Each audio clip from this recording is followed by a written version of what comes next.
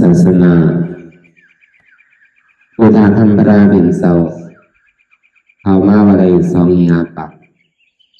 69 ว่าปีได้2 ปลายปัก19 นี้ปีก็สายยิง3 ปัก87 คู่เดิน8 ดอง8 คำปีขีดวันที่18 เดือนจุลปี2025ในปางสร้างตือกำตราอนัตตาวิปัสสนาภาวนาหานยอดธรรมอนัตตาปอกคำทนหนึ่งที่วัดพระธาตุสอนนาวันเตียนวันโดมเมืองลังนครเมืองเสียงตุงในเกาะเป็นตอนการไอคิงขาข้าวยำกลางในเจ้า4 โมงต่อถึง6 โมงในเกาะที่ได้มาทราบแรงรายจ้างถือกรรมอนัตตาวิปัสสนาภาวนาอ่อนตั้งสู้ในเกาะเรานำขาไก่กุดขาขวาทับต่างขาซ้ายก็ไหลนั้นขาซ้ายทับต่างขาขวาก็ไหลมือ2 ขอนต่างไว้เหนือตาเฮาในก็อย่าไว้ตัวซื่ออีวิเคียงอีวิญาณก็ยังในเฮาลัดหูเนื้อเปิดหูอยากปีอยากทำคือเขาใส่ลีเอาอิดจ้างตื้อกำน้ำลัดตาเนื้อเปิดอยากปีอยากตัวนี้มันน้อยถ้าใจเปลี่ยนเฮาหูนั้นอันไหนเสียนั้นในเปลี่ยนมันพูดตอบเกิดขึ้นเปลี่ยนมานั่นเองก็คือเราบอกว่างเป็นอนัตตาดาวไปหันเสียไปหันตัวข้าไปบอกเสียงแรงใสเหนืออนัตตาในเกาะเคยดีลงเคยใส่เขาอ่อนตั้งเคยใส่เขายาวเคยใส่ออกยาวเคยใส่เขาลึกเคยใส่ออกลึกเขาในเกาะเขาวางเกิดพวกไม่ยาวในเกาะเขาวางตายฟองในเขาวางเกิดเวียบในเกาะเขาวางตายเขาในเขาวนวาเป็นออกในเขาวนวาดูในคนนั้นเสร็จแล้วตัวหลอกหลายด้วยในเขามีญาณตั้งหันสื่อใจญาณตั้งวนสื่อใจหันเฉพาะที่มันนำอุปนิสัยเอาตั้งแต่เชี่ยวต่อไปกินในป้วนปีป้วนเลินป้วนวันมาต่อทางพองยามเหลียวในมีอะไรพองล้าในที่ว่าเป็นเฮามีเฮาเตี่ยเฮาอุปนิพองงำที่สุดเลยเนี่ยต้องล้มเถยใส่เขาออกนั่นไหนเขาเย้าอย่าไปออกแลในกองวานอะไรออกมาเย้านี่อย่าไปเขาขึ้นดูในกองวานอะไรกองเย้าอย่าไปเวียบแลในกองวานอะไรเวียบเย้าอย่าไปกองขึ้นดูในกองวานอะไรเพราะมันไหลแหล่มันเข่าเย้าเนี่ยมันออกขึ้นในก็หัวดีตายออกเย้าเนี่ยมันเข่าขึ้นในก็ตายปองเย้าเนี่ยเวียบในก็ตายเวียบเย้าปองขึ้นในก็ตาย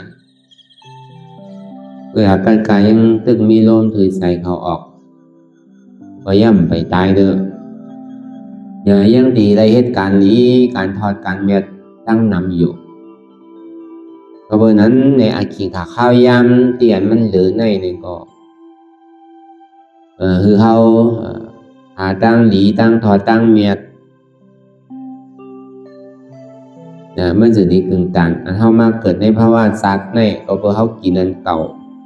เขามาใจอันเก่าก็เพราะนั้นเนี่ยเขามาเฮ็ดสู้ไว้ในภาวะซักปัจจุบันในก็เขาซ้ำขึ้นโดหาตื้นหารางไว้แต่ดีใจกาดหน้า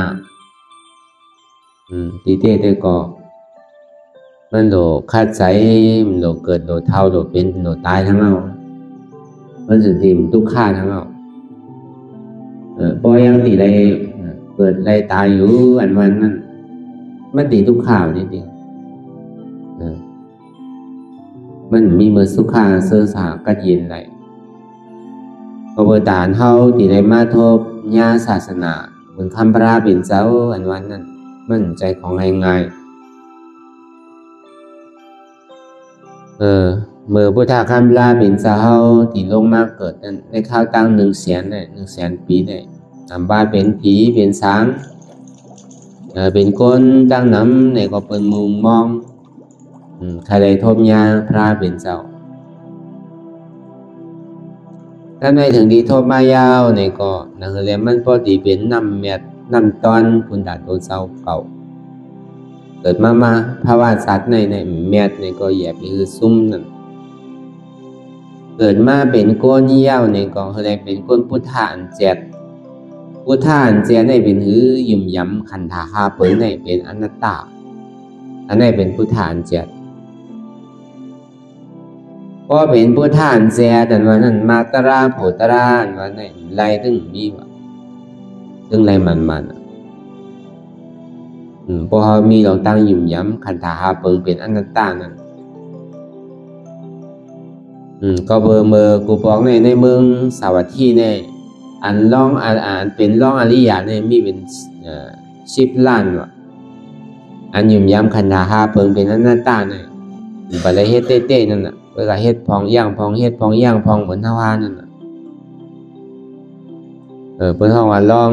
อริยะยุ่มย้ำขันธาหาเปิงเป็นอนัตตาว่านั้นเฮานั่งกำไหลเฮานั่งมือไหลเฮาจ้างตื้อกำมือไหลเนี่ยก็เจ็บอยู่ทุกข์ข่ายอยู่ด้วยการหมอวนว่างเป็นอนัตตาเลยพุทธาภาษาอันว่านั้นอันแจงเลี้ยงดีก็เย็นว่าเจ็บมันป้อห่มหับตาไว้บ่ดันนั่นอันเสียมันไม่มันนั่นป้อห่มหับตาไว้ดันนั่นอันเนี้ยดันซานอันอ่อนอันไวอยู่อันแข็งอยู่อันนักอยู่อันห้อนอันแฉบอันไม่อันกัดอันจับอันยายจะไหนมันที่หับตาไว้เดี๋ยวอนัตตามันอยู่ไว้ลึกๆนั่นยังก่อหันว่ามันเป็นอนัตตาว่านั่นเป็นคนพุทธาภาษาหันแจงแรงดีกัดเย็นว่ะพอเอาตาเนื้อด้วยลีเนี่ยพอเอาเปลือกมันด้วยในอาบมือหนังมันตีจางเฮ็ดซื่อมือหนังลิงไรหมักอุ่นนั่นน่ะมือหนังปลานั่นไรมือหนังแมวนั่นไรปลาแอบนั่นน่ะปลากับปลาแอบนั่นน่ะบ่อย่างตัวกว่ากำหนึ่งหมักอุ่นหมักป้าวันนั่นพอตัวพอลิงไรนี่มันจังกินซื่อน่ะที่ไรปอกเปลือกมันก่อมหูทุกบ่เปลือกมันเอาในซ้ำตั้งนอกมันแทงหวยตั้งนอกมันแทงดีได้เอาออกดีได้กินน้ำหมักอุ่นในสังได้กินหมักอุ่นหมักป้านั่นในสังไงเหมือนเขาไม่กันดาราเขาเป็นคนพุทธศาสนาอันเจียดันจังนั่นผู้วันในหมักอุ่นหมักเป้าเนี่ยมันกินไรนั่นยุ่มย้ำขันธาหาเปิงเป็นอนัตตานั่นเป็นสิ่งนั้นเมื่อหนังแมวหันปลากับปลาแยบนั่นพอเอาแมวอยู่ว่าแต่ก็เอาวุธมันก็มจังกินดังเก่าโดยการมันมีอันเปิดมันนั่นน่ะพอเปิดมาได้กินตั้งในมันเปิดใส่ไว้ทั้งในมันแน่บอกว่าคนพุทธาภาษาเนี่ยพุทธาก็หู้ก็ตื่นพุทธาวันนั้นหู้สังในหู้ขันธาหาเปิงเป็นอนัตตาตื่นนั้นว่านั่นตายว่ะพุทธาเจ้าเขาเจ้ายาหันตาปัจเจกาพุทธาเขาเจ้านั่นเป็นเจ้าตายว่ะแน่บอกว่าตื่นว่ะก็หู้ก็ตื่นว่ะภาษาเนี่ยแจงเรื่องดีก็เย็นเนี่ยเจ็บแสบไม่แกนซ้ำใจเก่าเป็นอนัตตาอันนี้เป็นภาษาว่ะอันแจงเรื่องดีก็เย็นเนี่ยอธิเปรมันน่ะก็วันนั้นในตลาพุทธาคำพระเป็นเสาเนี่ยเมื่อกูบอกไหนเมื่อกูบอกไหนพระเป็นเจ้าเนี่ยเพราะว่าเป็นคนเคยเมียวกะถอมตราเนี่ยก็มันเจ้าเนี่ยพอตราปันพวกนั้นเมียวเคยนั่นพอปันภาษาอันตีพวกนั้นกะถอมมันสังว่าป้อไต้กะถอมเนี่ยก็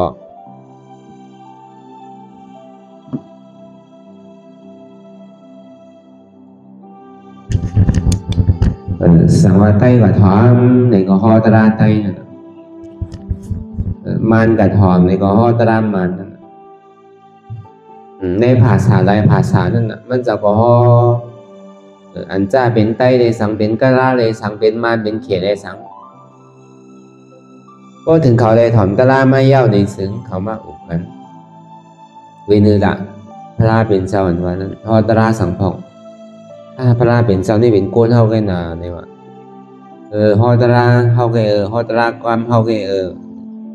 ผู้กรรมเฮาพระเป็นเจ้านี่เป็นโกนเฮาเนี่ยคือเฮาเนี่ยก็เบอร์มันอุกกันมานำป้นตีหนาในแนวเนี่ยพระเป็นเจ้าเฮาสังขึ้นเอาปารีนั่นน่ะเพราะว่าฮอปารีเย้าเนี่ยก็ขึ้นปิ่นเป็นภาษาโกนคือไหลเมียวไหลน้ำเนี่ยก็ซ้ำขึ้นฮอกระดานน่ะเท่าว่าเปิงแตกมันก็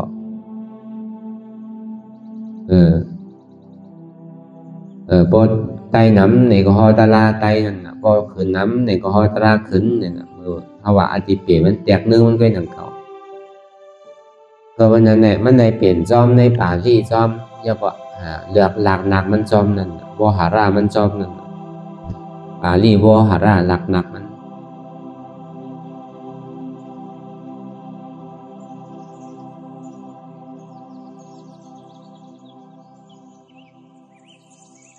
ก็เมื่อนั้นเฮาเกิดมาในภาวะศาสตร์ปันในแต่ว่าแม่ในก็อีกแล้วซุ้มก็ขึ้นชื่อว่าเฮาเป็นคนพุทธะเต้ๆคนพุทธะภาษาเต้ๆในก็เหมือนเฮาว่ามาเมื่อเจ้าพุทธะก็ฮู้ก็ตื่นภาษาฮู้อันเจียงเลี้ยงดีกัดเย็นในพอเฮาบอกเจียงเลี้ยงใส่สิไหนเย้าในจังที่ว่าเป็นคนพุทธะภาษาเพราะว่าเป็นคนพุทธะภาษาว่านั่น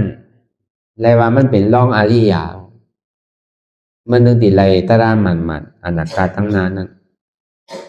เหมือนเฮาว่าอะไรมาอ่อนกันเฮ็ดอยู่ต่างตระกันอยู่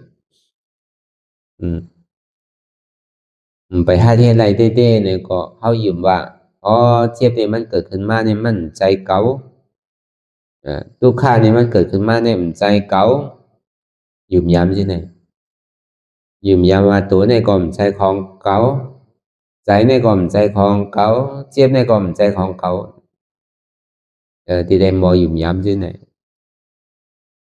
ที่ได้มอพึกอยู่ที่ไหนอันที่เฮาว่ามันใจของเฮาเนี่ยพอมันก้นมันขืนมันเหมยมันแกนมาเนี่ยก็ที่ดีมันใจของเฮานั่นน่ะคือเฮาได้คุกใจได้กำใหญ่กำลงว่าขันธาหาเปิงในมันใจของเก่ารู้พองำไหลอู้เปิงไหลพอเฮาหมอป่องแสงแรงใสที่ไหนอันได้ป่องว่าพุทธะภาษาเนี่ยมันมีอยู่ในมโหใจเฮาสิจังว่าพอเฮาเกิดกว่าภาวะศาสตร์ปานนานั่นนี่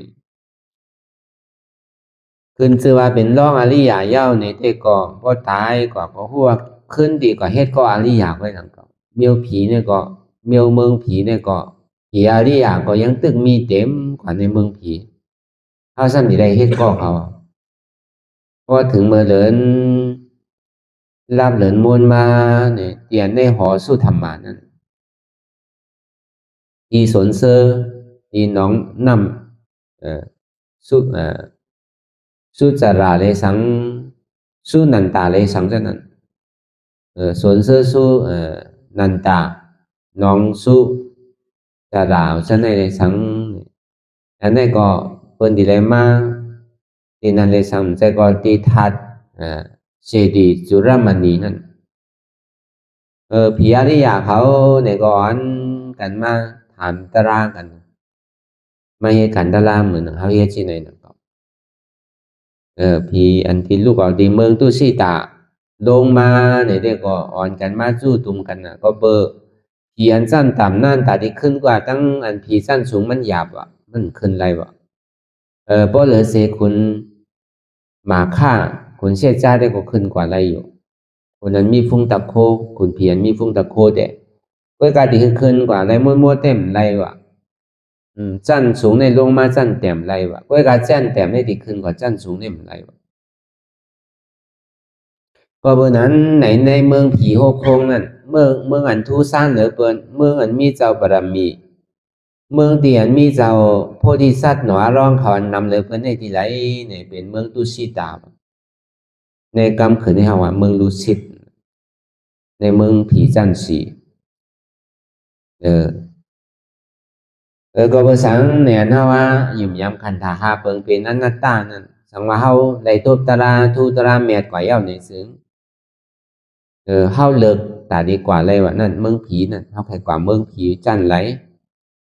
เขาตึงเอาล่อตีบเขานั่นมาหับคำเดียวเพราะอะไรก็หิมกันเอาแน่เพราะเป็นอริยาแน่เพราะเป็นคนหนีคนถอดคนแมดแน่ใครก็อะไรวะ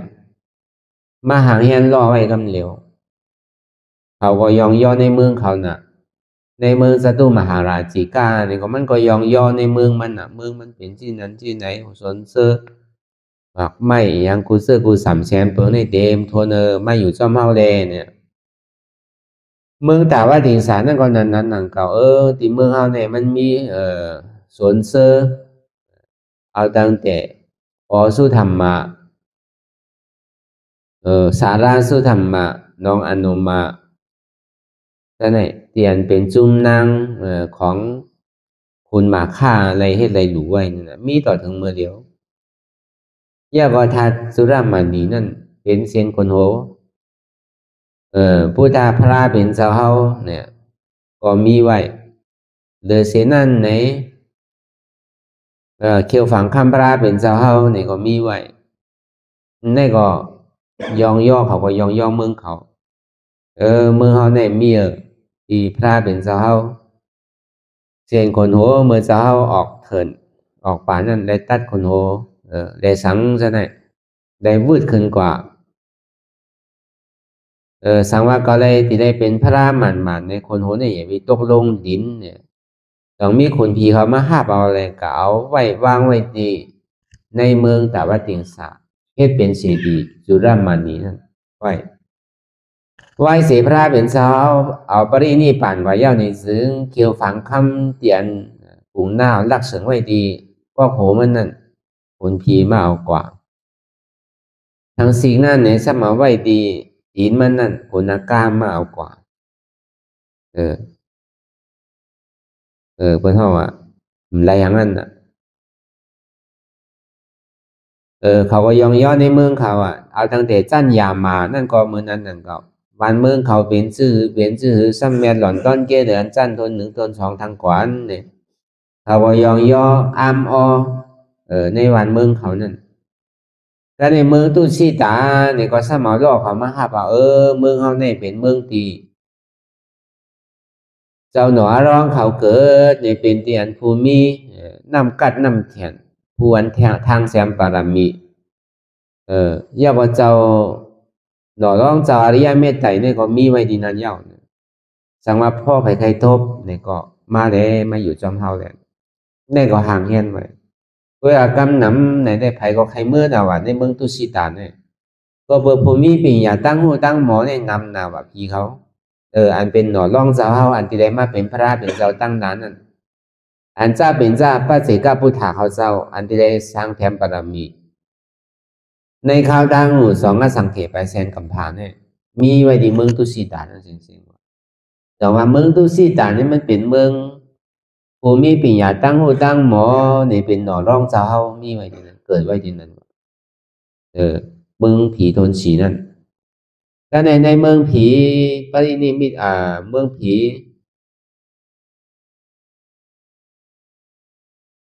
ในปรินิมิตสวัสดิได้สัง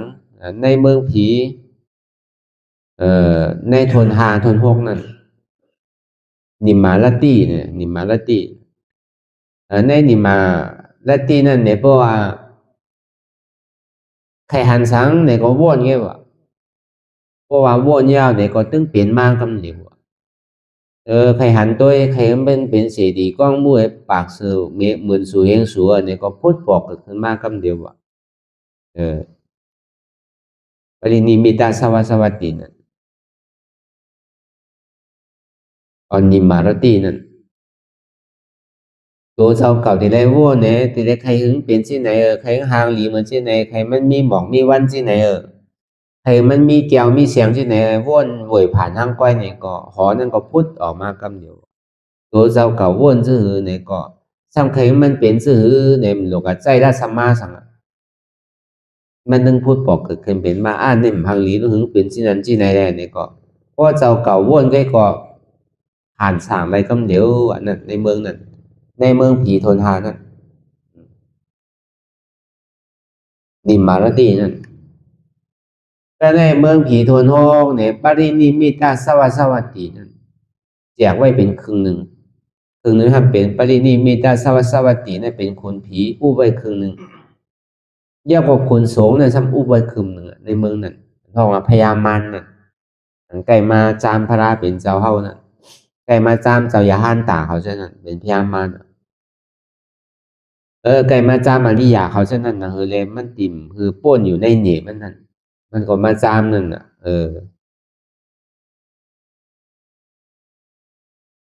อันนี้เขาก็ยองย่อในเมืองเมืองปรินิมิตาสวัสดีนั่นนะครับเพราะว่าวนสังไทยเป็นชื่อเนี่ยผีเมืองนั้นเนี่ยผ่านปันกำเดียวอันนี้ซ้ำผีเขาผ่านปันถึงเป็นชื่อมันติดเข้มเลือนไปวนเขาทางซ้ำผ่านให้ทางน่ะจังว่าปรินิมิตาสวัสดี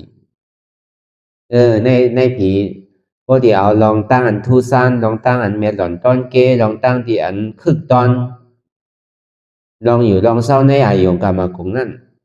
พอดีว่าได้ผีจันหนึ่งขึ้นผีจันสองผีจันสองขึ้นผีจันสามผีจันสามขึ้นผีจันสี่ผีจันสี่ขึ้นผีจันห้าผีจันห้าขึ้นผีจันหกพอดีเอาในโลกาจิจิมว่าได้พอดีเอาลองตั้งภูมิปัญญาตั้งภูมิปัญญาสี่ว่าได้เนี่ยก็เมืองตุสีดาเนี่ยเมียดเลยเปิ้นว่าก็เลยก็พอคนมีปัญญาเนี่ยก็เลยก็ใครมือดินเลยว่ากำนำพอจะอธิยาเนี่ยใครมือตั้งนั้นปีนั้นไปนำก็เบอร์ดีได้ทมยาเจ้าอริยเมตไตรนั่นพระเป็นเจ้าอันที่ป้องมาตั้งนานนั่นร้องเจ้าเขากูเจ้ากูบ้าเขียนมีไว้อยู่ต่อถึงพ่องยามมาเดียวเนี่ยจังว่าพอป่องแจงแรงใสเขาคัดใจเต้ๆนานๆเนี่ยลองอันหยาบอันว่าเนี่ยมันถึงมีมันนึงเปลี่ยนอันง่ายๆหลวมๆอันไรก็ยาวเพราะเขาเฮ็ดเต้เนี่ยมันถึงไรมันฮอดอันว่าเนี่ยมันเปลี่ยนไรมันถึงเปลี่ยนไรก็การเพราะเขาเฮ็ดเต้ฮัดเต้ฮัดจนพาวางเต้ในเต้ก็อันนั้นเต้ก็ว่ามันหยาบบนทางเก่าก็ที่ว่าหยาบก็เพื่อเขาเฮ็ดเต้ก็มันหยาบเพราะมันเฮ็ดเต้อันว่านั้นมันถึงไม่หยาบยังก็ยาวเป็นชื่ออันว่านั้นตอนหนังคนใจมหาชนการมหาชนกนั้นในจัดเต่าสิบปึงนั้นถึงนี้เฮือแตกยาวเนี่ยกว่าเฮ็ดจอมปอก้าเขาหาปากแต่ดีกับจู้เงินหอมเงินจู้โกเนี่ยดีกับตึกต่อเอาตีอันก็เป็นเอามันขีเมาตีปอมันที่เมืองมิถิลานั้นมันก็ห่างเฮียน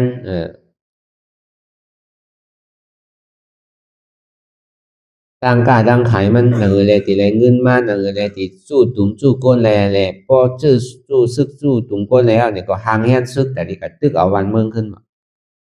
ก็เป็นนั้นแหละหูดุงเงามันแต่ก็กัดเล่หลาด้วยก่อน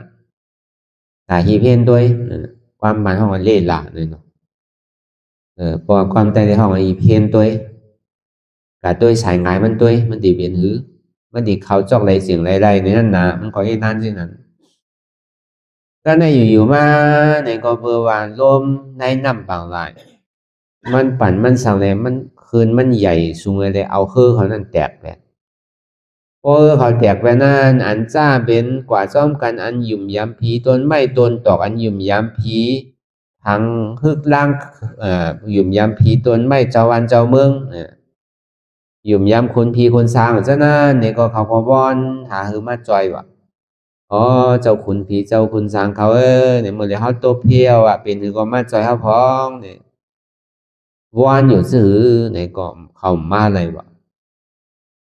เพื่อกาเจ้ามหาสนาการนั่นเนี่ยมันเฮ็ดที่นั่นมันกินน้ำทอปาดอิ่มยาวในเกาะผู้ว่าเฮือในตีแตกมัน าเดียนมันนูนั่นเนี่ยก็เอาจุบน้ำมันทอปลาดีๆเอาก็มัดดีๆมันก็ขึ้น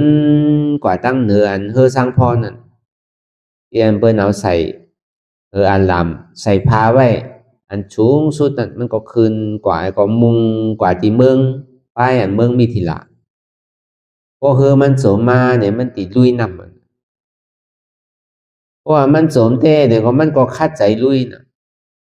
มันกับว่อนขอสังอะมันโดมีน้ำก็ได้แล้วก็โดอ่านหือมันลุยหือถึงนั่นน่ะน้ำบางหลายเนี่ย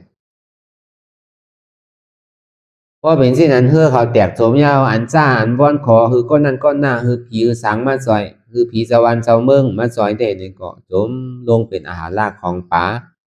อาหารรากของสัตว์น้ำบางหลายเชียงๆมีไผเลยก็เหลือเสกุลใจมหาสนาการเนี่ยคัดใจลุยนำป่วยกาในน้ำบางหลายน้ำมหาสมุทรตราอันว่านั่นก็เบอร์ขุนมันมีนางมันนี่เมฆรานั่นนางมันนี่เมฆราในเนี่ยมันติเลยเอาปุนพรในน้ำบางหลายทั้งสิ้นสังว่าภูมิศีลมีธรรมก่อนดูเรียนลุ่มลาปอเมอยากว่ามีศีลมีธรรมจังว่าเขาจังมาทบเพในน้ำบางหลายในเนี่ยติเลยจอยเลยติเลยจอยแถมมือผลผีวิสุวรรณนั่นผลผีสีเจ้าเขานั่นปันปุนพรมันวะด้วยการปันปุนพรมันเนี่ยก็ซ้ำปันลาบมันหนังเก่าคือมันอยู่หอแคมเอาก้นใจมาปันนี่แหละคือมันเปียวมุนในหอมันนั่นในอากาศซาเทวรานั่นก็ในเอามันลืมแปลว่ามันนั่นมันก็เปียวอยู่จอมหอมันนั่นน่ะผีก็หมอลืมหนังเก่าเพราะมันเปียวปนก่อซ้ำลืมตาบุญเจ้าเก่าลืมมันตีตัวเจ้าเก่าเลยห้ามไว้ก็เบอร์นั้นในคุณมหาสนาการนี่ก็คุณใจมหาสนาการนี่ก็คัดใจลุยอ่ะพอถึงมาเมื่อเลือนมนชิพาคำเย้าในซึ่งมันก็เงียนด้วยตองฝ่าลุยได้7 วันนั่นน่ะน้ำปังหลายนี่มันใจของง่ายๆรู้สมาลุยอยู่ถึงวันถึงคืนเนี่ยก็มีน้ำกาเต้ๆเนี่ยก็เป็นก็หัดหารเต้ๆเป็นอาสานีเต้ๆเนี่ยก็เฮ็ดไรหนังเก่าเหมือนเท่าแต่ลุยหมอกสิพามินี่ก็โจมมาว่ามันเป็นไรอ่ะถ้ามาเป็นน้ำบางไหลถ้าว่าน้ำเมียก็แค่ขำไรอ่ะในจำเป็นน้ำบางไหลน้ำหาสมุทรตลาเนี่ยเขาว่าตั้งดึกมันในมีอยู่40,000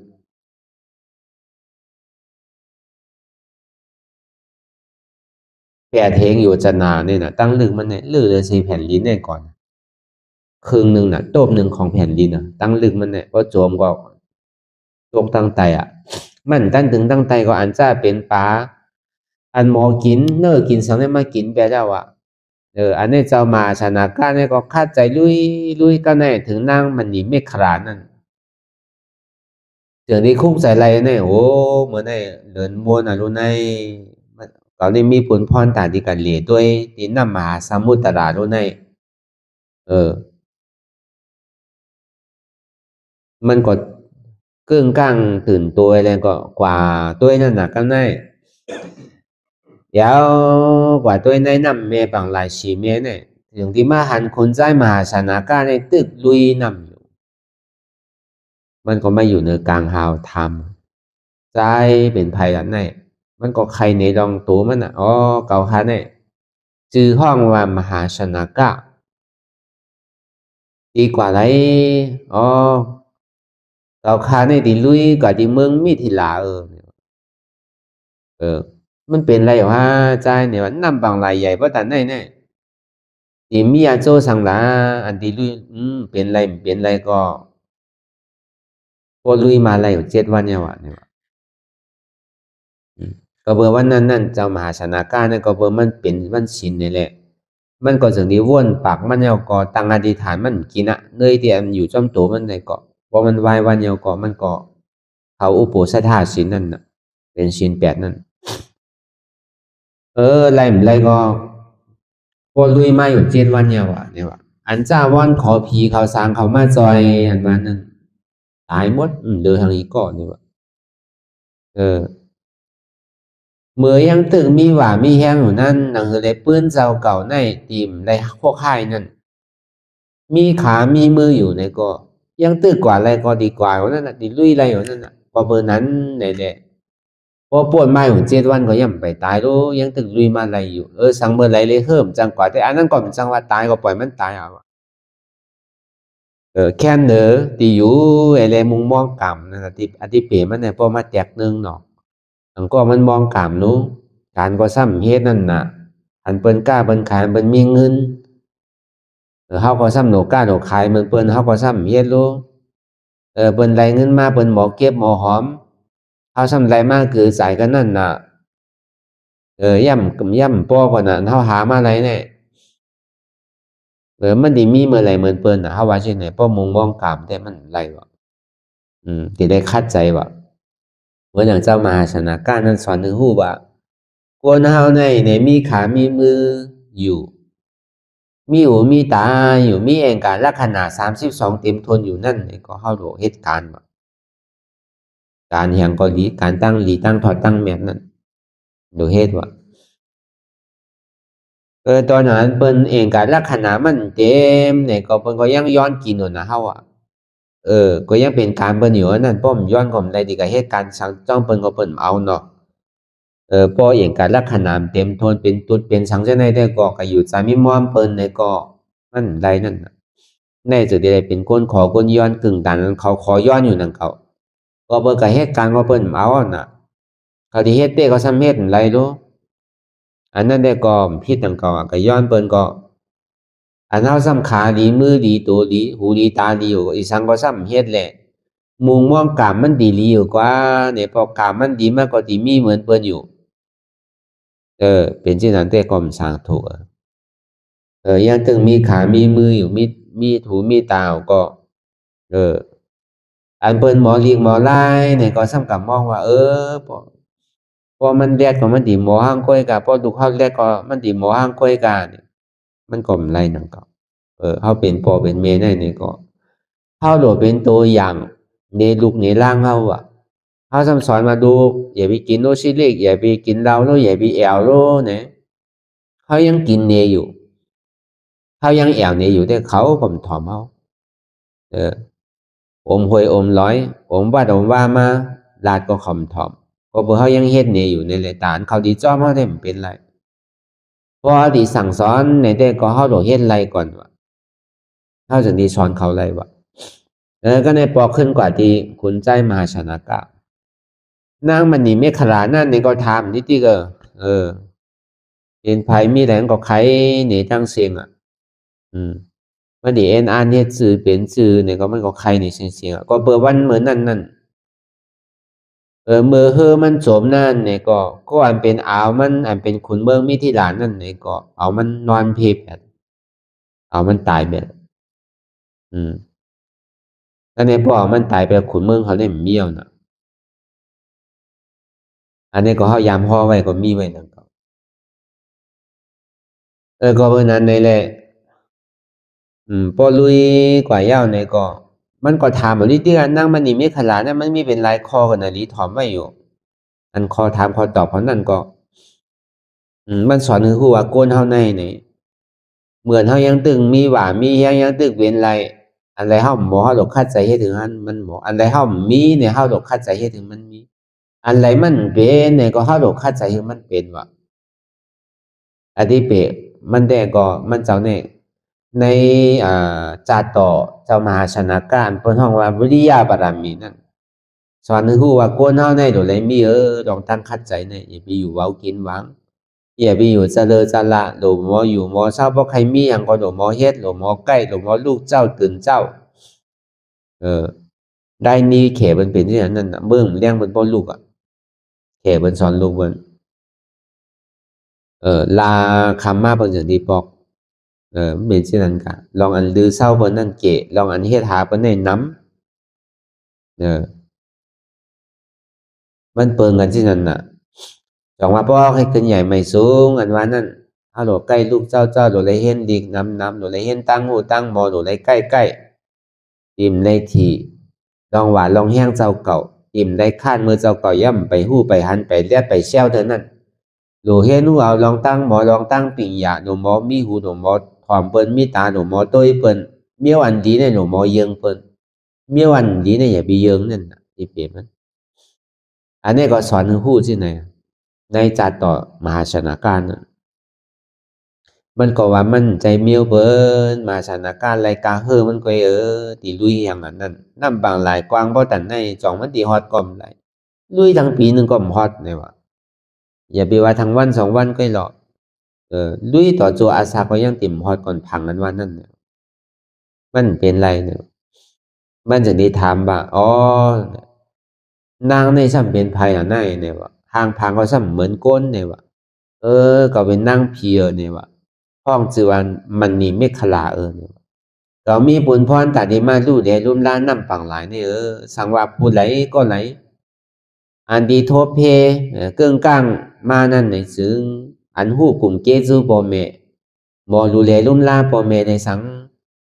อยู่ในศีลในธรรมนั้นในสังอันไหนก็มีบุญพรแต่ดีมาจอยอ๋อวันนั้นน่ะเนี่ยเมื่อป่นมาหลายวันก็สัมพันธ์เนี่ยว่าเหมือนในสัมมาหันในสัมกลุ่มมาทำอยู่เนี่ยว่า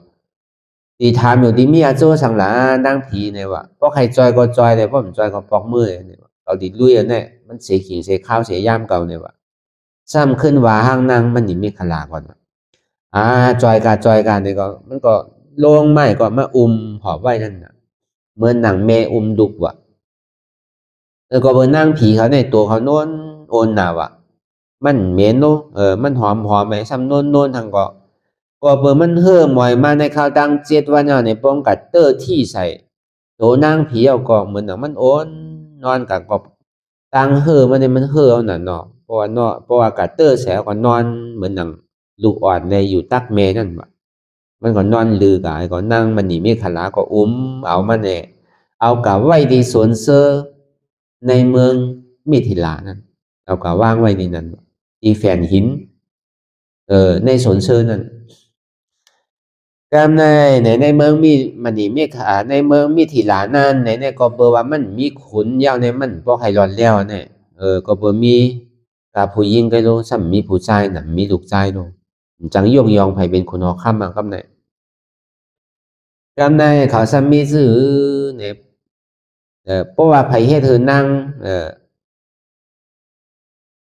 ซิมบารีอันก็เป็นลูกคนอคำเมืองมีที่หลานนั่นป้อใจถูกใจในแต่ก็ที่เอาก็นั่นเฮ็ดคุณอคำเฮาเนี่ยเป็นเช่นนั้นน่ะก็ในห้องเอาอันเป็นลูกพ้องเมืองเลสังดูโหซื้อเขาเลสังดึกสัตเทเขาเลสังก็อะไรก็ใครน่ะเนาะเมียวทำนางซิมบารีในซ้ำหางลีมก้าในทำท่านนี่เลยเป็นคุณทั้งก็ไผก็ใครเสียรายนังเก่าว่าจ้ามด้วยนางซิมบารีจานด้วยเขาจะนั่นเชียงพ้องเขามาเย้าก็มาเฮ็ดปันที่ไหนมันมีปันโนมันโนดปันโนมาสีขาปันโนเนี่ยใจซื่อก็เฮ็ดจอมเนี่ยเพราะที่ไหนมันกึ่งเป็นโพเก่านี่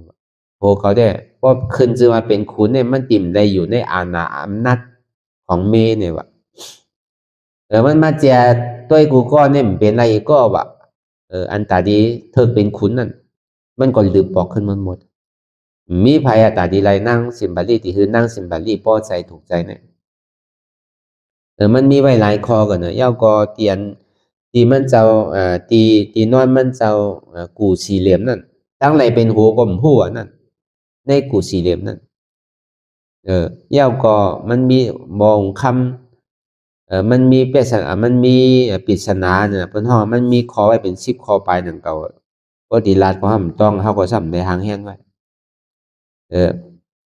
หนอร้องเจ้ามหาชนการในเกได้เชียงเย้าก็ปืนกลางอันอยู่ในหอเนี่ยมันนักหนามีไผยกไรวะเจ้ามหาชนการในยกเอาหัก8 คำเดียวยกก็หักนี้แล้วก็เบอร์ขุนเมืองเนี่ยมันสั่งไว้เช่นนั้นเพราะก็ไรเฮ็ดไรเหมือนหนังตึ้งเสียงเนี่ยยกมันเป็นขุนยกมันเป็นลูกเคยก็หรอกหาในโลกจมบุติเวทไผก็ยาวเพราะเฮ็ดไรที่ไหนเนี่ยเอาลูกเก่าแน่คืออะไรเป็นสามีเป็นผัวของนางสิมบารีหรออันนี้มันเป็นเช่นนั้นก็ในเฮ็ดสื่อก่อมแล้วรู้จึงนี้หางแฮนล่อว่ะหางแฮนล่อเลยปล่อยกาวะเมื่อกูปองนี่เป็นเช่นนั้นว่ะก็อะไรดีเธอเป็นผัวของนางสิมบารีตีเลยเธอเป็นขุนเมืองเฮานั่นเนี่ยก็คือล่อนั่นก็คือตีนั่นว่ะปล่อยล่อเว้งกว่าวะ ล้อมมานั่นพอปล่อยออกเวียงกะอันจ้าเป็นลูกอามาได้มุงมองเอามันก็ว่าพุงมันแคบนั่นน่ะเนาะเขานี่เป็นถึงลูกอามาโลเนี่ยล้อมมาได้มันดิมากึดเฮินเก่าเว้นหนังเก่ามาว่ะก็หามาเนี่ยพายกว่าก็ห้ามันน่ะขุนซึกก็ว่าเช่นนั้นน่ะลูกสะเทเขาก็ว่าเช่นนั้นน่ะลูกพองเมืองอามาเขาจังเสียงเขาว่าเช่นนั้นกึดดีว่ะในเวียงนั่นผานกว่าก็เลียนเข้ากับที่สวนเสื้อว่ะสวนอุยานนั่นน่ะเพิ่นห้องก็เขากับย่าเนี่ยก็กึดอยู่2 นาทีคุณใจมหาชนะกะตึกนอนนี่แหละเอาพาวสังให้ตาโหมันไว้เวลามันเปิดไว้ผ่าตีนมันบ่ก็ในปุโรหิตเขานั่นปุงหน้าเขามาตัวผ่าตีนนั้นก็มันตึงนอนไว้อยู่ในมาตัวเองการลักษณะมันอันไหนที่เป็นขุนเมืองเขารู้ในเนี่ยว่าเองการลักษณะมันเนี่ยก็เวนนั้นเขาก็อ่อนก็เบิ่มมาคือตีนั้นยาวนี่ก็เขาก็อ่อนกันเป่าปีตีกองนั่นน่ะมันก็ยินอยู่เฮ็ดลูกเอก่อนเนาะนี่มหาชนะก้าเนี่ยเด็ดมันในใจมันได้วนว่าขุนเมืองเนี่ยมันตกอยู่ในมือเขาคำในแต่เขาได้เป็นขุนเมืองก็ในพอเขากือยาวเนี่ยก็เขาจึงที่ห้องนั่นน่ะใจลูกก็ในพอมันตื่นมางอกด้วยเขากล้ามาให้ยังหลักมีลองสั่งเมื่อเดี๋ยวในขุนเมืองเนี่ยมาตกเป็นของเจ้าเป็นของใจก็เขาก็ใครในลองตั้งนั่นน่ะที่ยังหลักขุนสูมีไรล่ะขุนสูสำคัญได้ขุนเฮานอนพี่กว่า7 วันเนี่ยเมื่อเร็วเกิดรู้ยิ่งขุนเฮาจือห้องนางชิมบัลลี่เนี่ยไปมีโผเจ้าย่อมเบิ่นนั่นเนี่ยเจ้าใจเฮาเนี่ยเถิกตาดีเป็นขุนเมืองตาดียกยองเป็นขุนเมืองมันก็เฮ็ดโจมมันตกใจทางไหนก็ซ้ำขึ้นปอกนอนขึ้นว่ะนอนขึ้นเอาพาโหแม่ย่างเนี่ยบอกกะหามินิ10มินิเขาก็เตะเดี๋ยวนะไปตัวมันอยู่นั่นน่ะเพราะเป็นคนอยู่ๆเขาแต่เพราะว่าเขาติได้เป็นขุนเนี่ยเพราะใครเวียนกาย10 ปอก20 ปอกพุ่นก็กันหนอร่องเจ้าเขาในห้ามเป็นสินั่นเฮ็ดหูเฮ็ดโจมจังไงนอนกว่าทางก็บ่เหยียดข้านเหยียดสังเฮยเอาก็บ่ได้ลุยน้ำมา7 วันเนี่ยง่ายๆพอลุยพอเป็นสินั้นแล้วมันก็จึงได้ตื่นมาก็มานั่งเนี่ยก็เพิ่นก็โยกยองมันเป็นที่นั้นคำเดียวโยกยองเป็นขุนที่นั้นคำเดียวมันก็เป็นขุนอย่างกันเพราะเป็นขุนที่นั้นก็เขามาในหวานในเมืองมีที่หลานนั่นเพราะว่ามันเข้ามาในเมืองมีที่หลายยาวในก็มันถึงที่ทำว่าชื่อแหละขุนเมืองกูบอกเนี่ยมันสั่งสูงสั่งไว้พองมีอย่างพองเขาก็ว่านี่จริงๆมันมีอยู่10 ข้อไปเพื่อกับอันต้องอะไรได้ก็อีกูนอน4 เหลี่ยมไหมได้สังยาวก็ปืนกลางนั่นได้สังยาวก็นั่งซิมบัลลี่นั่นได้สังแล้วในพอมันเข้ามาวางหอยาวเนี่ยนั่งซิมบัลลี่พอมาตุ้มเตอร์ใส่กันก็เปิดเป็นกูปรามมีกันมันเจิงหนาวมันพอใครเข้ามากกว่านะนั่งซิมบัลลี่นั่นตั้งเจิงมันก้อยกาก็มีสิเลกุนยิ่งนั่นน่ะมันก็เฮ็ดไรหนังเก่าในใจได้เพราะเป็นไรเพราะใครเข้ามากกว่านะเพราะหันหนอร้องเจ้าแต่ก้อยการเจ้ามหาชนะก้าเพราะอะไรหันนั่งซิมบัลลี่ก็เจอกับก้อยการมันก็เฮ็ดเหมือนคัดตีนั่นน่ะเพิ่นฮ้องว่าเฮ็ดเหมือนตัวที่นั้นแค่นั้นน่ะก็ในนั่งซิมบัลลี่เนี่ยกอดได้ติ่มฮัดกอดก้อยการที่เข้ามาเลยติมาเกี่ยวเอาแขนมันก็เฮ็ดเอาปลายไปได้ยางเข้ากว่าเฮ็ดเหมือนหนังห้วยยางเขาก็อยู่หอห้างมันนั่นแหละก็อยู่หอห้างมันเนี่ยก็ห้องพองเมืองเขามาว่าขุนเมืองสุสานสังไว้ก็สั่งไว้ก็มันก็เกลีปันเสียงที่ป้าเจก้าพูดถาเขามาอยู่ตีเงินคำมันผังไว้ดีไหลมันก็เกกับคุดก็ไหลมุ่นเสียงเตียนขุนเมืองสั่งไว้มี10 ข้อไปนั่นแยกว่ากลางใหญ่ๆมีไผโยกไรนั่นเนี่ยมันก็โยกเหนียวก็หักแปดนำแห้งนำกัดมหาชนะก้านกันนั่นของมันเป็นหน่อล่องบันไดสังแถมปรมีมันน้ำเอาหน่ะนอตาที่เป็นพระราหมันเอาน่ะเฮาที่ก็เยืองได้มันได้นางเก่าเฮามันบ่ใครเป็นพระราเนี่ยมันง่ายๆคัดใจเฮ็ดถึงมันไหลพระวาจาปานได้จะไปคอยมันง่ายๆที่เป็นพระราเนี่ยมันหยาบอันมันเฮ็ดอะไรง่ายๆก็ในนางสิมบาลีในกับวนมาอาโลผู้ชายก็ในง่ายๆเนี่ยว่าก็เป็นผู้ชายต่างก็ในดีกับใจเนี่ยเขาใจเฮ็ดสังก็เฮ็ดหมดเนี่ยมึงก็ ใจเฮ็ดเหมือนหนังเขาเป็นเหมือนลูกอ่อนนั่นน่ะเนาะเหมือนก้นลงเฮาขี่หลังแลเนี่ยก็เฮ็ดน่ะเฮ็ดกูเสื้อกูสามแสนเปิงว่ามันกึ่งเทิกตาดีเว้นคุณเป็นผู้นำไรว่าคนมีนั่นใจหยังก็เฮ็ดกับหมดเนาะอยู่ในอำนาจผู้ยิ่งไหลนี่ว่าคือกับคนใจคนแน่ๆที่อย่างในเก่ากลมใจว่าหังหลีโยเนี่ยอันเปิ้นใครก็เนี่ยมีเนี่ยคือกับคนใจก็แน่ๆมันธรรมดาเนี่ยอันนี้อ่ะที่เป็นโพเขาอันที่อุบบ้านอุบเมืองอะไรเนี่ยที่เป็นก้อนเนี่ยมันกลมใจนำหนังก็พอเพิ่นมันหันว่าหลากหลายนั่นมันก็มาวนก็เลยพอถึงที่มันเกลียดมายาวนี่แหละนางสิมบาลีในตึงพอใจตึงถูกใจอยู่แล้วนะมันโดนลาจังหวะที่ให้เธอนางสิมบาลีพอใจได้ก็เบิ่มันตึงแต่เงาหูปึ้งมันก็เบิ่นฮู้กันอยู่แล้วนะก็ในมันไขฮู้เตียนนอนสี่เหลี่ยมในหูมันอยู่ตั้งไหลเนี่ยพอถึงเมื่อมันขึ้นอยู่ที่หอนั่นมันจันที่เอาโหโมโหค่ำมันน่ะเอายืนปันนางสิมบาลีวะก็ยืนปานนั่งสิมบาเดียวก็เมียวอันใส่ก็โหเนี่ยมันติ่มมาไว้ดีตีนนั่งเก่ามันติแล้วไว้ดีอันโหนอนนั่นน่ะมันก็ประกาศว่างไว้ดีโหนอนก็มันก็ว่าหันเนี่ยน่ะโหนอนเนี่ยเป็นตั้งในอันนี้มันเกอะไรนะอันนี้ว่าปืนของมหาชนการเนาะเพราะมันลาดกว่ามันยาวกว่านิดๆนะมันมีเมื่อสุดอีปอกอะเฮาว่าลาตีใจมันไงกะเฮาว่าหนังเนี่ยมันปกติมีน้ำกัดในได้ก็เหมือนหนังเจ้ามหาชนการนั่นเป็นด้วยน้ำเป็น7 วัน 7 คืนน่ะมันยังเฮ็ดไรน่ะอันเฮาได้ก็ด้วย2 ชั่วโมงก็แต่ก็เฮาโดดเป็นไรอยู่อันเนาะมันคืออย่างอีแล้วนั่นมันต่อเตะหมอกกะเฮาจังแตกเลยอ่ะที่ก็แตกหนอร้องเจ้าเขาเตะอันนั้นก็ก้นพึกเหนก็มีก้นหอบันก็มีนั่นน่ะลาลีลุยก็กันน่ะที่ถึงที่โจมผู้โดนนั่นอันนั้นยังจังว่าก่อนน่ะสั่งถูกก็โจมดังเก่าก็กับเฮาเนี่ยเฮาติเลยเฮ็ดซื่อกว่าเส้นตั้งไม่กว่าถูกติเลยกว่าตั้งเส้นตั้งในนาเนี่ยเฮายังเป็นก็ดีว่าเต้เมียวอันเฮาขี่เฮิรน่ะเนาะเมื่อหนังคนใจมาสถานการณ์เนี่ยมันลุยเอาไว้ลูกอันเฮาเนี่ยซ้ำเลยขี่เฮิรเนี่ยง่ายง่ายเลยนั่นก้นหอมันก็เมียวน่ะที่ว่ากูเฮิรจมเนี่ยก็มันจมเอาว่าก้นหอมก็เมียวเนี่ยที่กับไม่ใจทั้งนางกัดเย็นๆในกว่าติ๊กๆอ่ะจังว่ามีคนหอในปันเฮาลุยห้างก้อยได้จังว่าพออยู่ห้างก้อยได้ก็ใครพื้นก็ดีรักพื้นหนังเก่าใครค่ายก็ดีได้รักค่ายหนังเก่าไปตั้นถึงก็ลงหนังเก่าเป็นเช่นนั้นหนังเก่าก้อยกะอันเฮามาจ้างตื้อซ้อมกันนั่นเหมือนเฮาขี่เฮือล่ำเหลวกันผู้นำผู้หอปันก็มีน่ะจะว่าปล่อยเฮาเปียได้เลยกว่าห้างหรือเฮานั่งห้างก้อยกว่าห้างก้อยอันนั้นก็เป็นเมียวนึงอันนี้คนไทยมันเนี่ยก็ทำนังต่อถึงข้าวปอดยาวมาเก่ารู้หนังข้าวปอดีปวดโป่งหนังข้าวติ่มข้างคำนั่นนี่ก็ถอดถอนปวดปล่อยว่างบันหนังได้ข้าวติ่มหมอว่างตัวว่างใจได้ดีกว่าลมๆง่ายเลยเนี่ย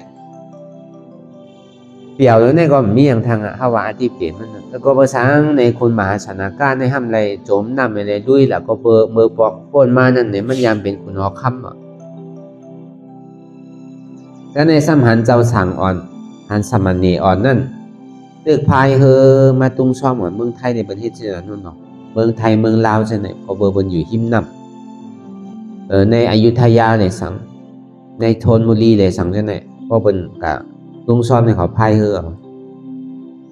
มันก็พายเฮอมาตุงช่อมนั่นน่ะก็ในคุณออกคำในยังตึกอาบน้ำอยู่เลยสัมหันเจ้าสั่งในดีหักนะวะมันก็ขยอกเจ้าสั่งนั่นน่ะก็เขาเมื่อจำเจ้าสังก็ควันเฮือนั่นน่ะเจ้าสังตกใจกับไหนเอาเจ้าสังตกนำวะ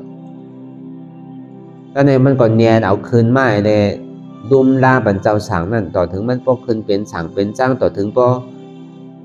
เป็นเจ้าหมอสั่งสอนตะลาต่อถึงมันเจ้านั่นพอเหตุการณ์ตะลาพอไหลตะลาทุตะลาเมียดกว่ามันก็เลยดุมลาเจ้าพานนั่นเลยก็เพราะนั้นเจ้ามหาชนการนั่นก็เบอร์เฮอแตกแน่อันมันได้จม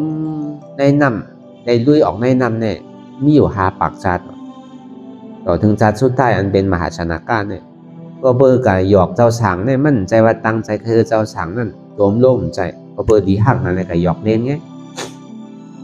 ก็เบอร์กามันนั่นในอ่อนมันมาไหลลุยน้ำไหลเฮอแตกในอยู่5 ปากจัดว่ะ